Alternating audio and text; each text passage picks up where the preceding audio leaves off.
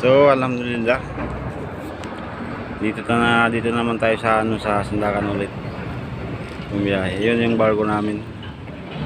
May karga. Ito pala yung port ng yung Sandakan sa tinatawag nilang Palabuan. Karamunting ang tawag nila. Ito po. Yung kalaki ng mga pantalan nila. Yan yung mga container. Ayan po. Tapos po yung ito yung mga bahay nila, tulad din sa Pilipinas. Ganun din po. Pero dito tayo sa pantalan, yung port nila. Ito. Maganda sana yung port. Pero mga bigas yung laman lahat. Mga grocery, ibang-iba at ibang mga ayun pala dun sa kabila yung ibang pantalan yun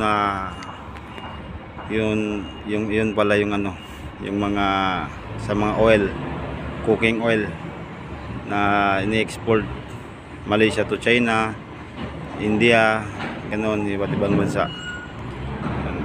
Yung mga malaking barko na yan, dito po sila kumukuha ng oil, yung oil, yung kalapasawit oil.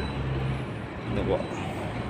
Dito naman po sa port na kinatayuan ko ngayon, dito po yung mga port na tulad ng mga bakal, yung mga export sa mga ibang bansa tulad ng China, Pilipinas, Taiwan, Hong Kong, Thailand. Dito po sila nagdadak, yung mga vessel.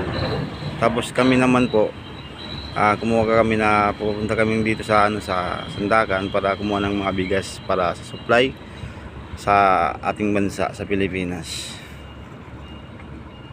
Salamat po. Next video na lang.